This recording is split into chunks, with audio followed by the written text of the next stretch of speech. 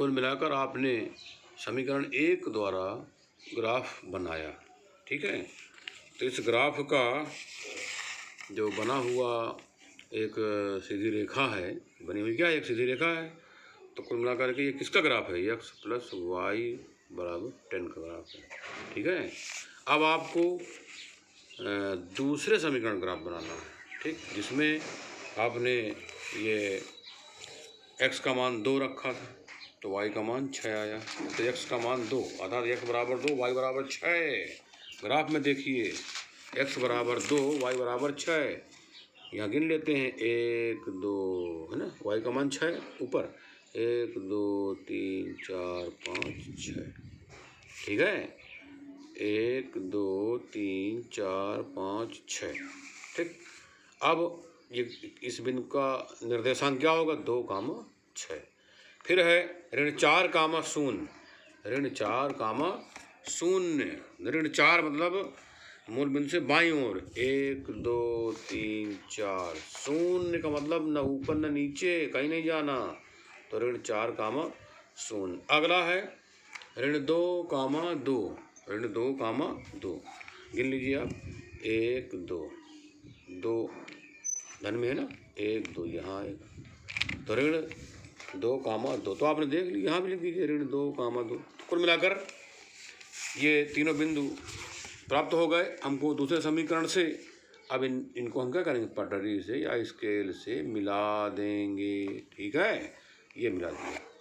अब आप बताइए दोनों ग्राफ कहीं कट रहे हैं, तो हमको लगता है ये बिंदु ए हमने मान लिया। ए बिंदु पर दोनों ग्राफ प्रतिच्छेदित हो रहे हैं। ये जो ग्राफ बनाया अभी आपने, ये -x + y = 4 का ग्राफ है, ठीक है। इस रेखा का ये पहला ग्राफ है फर्स्ट समीकरण का, और ये दूसरा ग्राफ है सेकंड समीकरण का। तो कुल मिलाकर अब आप क्या करेंगे, ठीक है, उत्तर भी तो लिखेंगे। तो उत्तर कैसे लिखेंगे, लिखेंगे आप दोनों ग्राफ बिंदु ए पर काटते हैं, ठीक। आपको अपनी भाषा में लिखना है, अच्छा, कोई किताबी भाषा या हमारी भाषा ध्यान नहीं रखनी है, आपको अपनी भाषा में लिखना है। तो बिंदु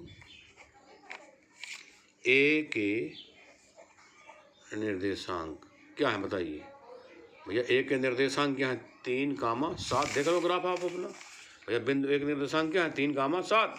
अर्थात y अक्ष से ये वाला ए बिंदु कितनी दूरी पर, गिन लो 1 2 3, है ना। तो x का मान 3 हुआ। x अक्ष से ये बिंदु कितनी दूरी पर है, x अक्ष से जितनी दूरी पर बिंदु ए होगा वो y का मान होगा, गिन लो यहाँ से।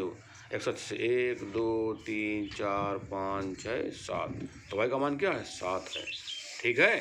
तो कुल मिला करके बिंदु ए के निर्देशांक 3, 7। लेकिन आपसे निर्देशांक नहीं पूछा गया, आपसे लड़कों लड़कियों की संख्या पूछी गई है। तो आपने लड़कों की संख्या क्या माना था, लड़कों की संख्या आपने माना नहीं था, आपने माना था शायद यक्स। लड़कों की संख्या मानी थी यक्स। यक्स का मान क्या है यहाँ, 3। लड़कियों की संख्या क्या माना था, y का मान क्या है, 7, ठीक। तो लड़कों लड़कियों की संख्या आ गई। अब प्रश्न आप देख लीजिए फिर से ध्यान से, क्या कहा गया था, लड़कियों की संख्या लड़कों से कितनी अधिक है, 4। बताइए, अच्छा लड़कियों की संख्या 4 ज़्यादा है कि नहीं ज़्यादा है, भाई लड़के 3 हैं लड़कियां हैं 7, तो 4 लड़कियां अधिक है कि नहीं अधिक हैं, ठीक। और दोनों का योग क्या है भाई, 10। 3 लड़के और 7 लड़के, तो कुल 10 हो गए कि नहीं हो गए। अब आप ये याद रखिए, ग्राफ तो आपने बना लिया, लेकिन ग्राफ में आपको कुछ दर्शाना पड़ेगा। तो आपने क्या माना है, 10 खाना = 1। बोलिए, x अक्ष भी माना है और y अक्ष भी माना है आपने। लिखेंगे यहाँ पर x अक्ष 10 खाना = 1 मात्रक, ठीक है। y अक्ष में भी यही बात है आपकी, ठीक है, 10 खाना = 1 मात्रक। ये आपको जरूर दर्शाना पड़ेगा। अच्छा, तो आपने देखा हमने पहले समीकरण, सेकंड समीकरण से ग्राफ बनाया, ग्राफ से हमने लड़के और लड़कियों की संख्या निकाल दिया। ठीक है, इस प्रकार आपका संख्या 1 का फर्स्ट पार्ट समाप्त हो गया।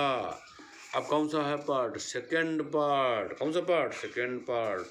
तो सेकंड पार्ट में पहले का सेकंड नंबर। ठीक, प्रश्न आपने देख ही लिया, देख लो।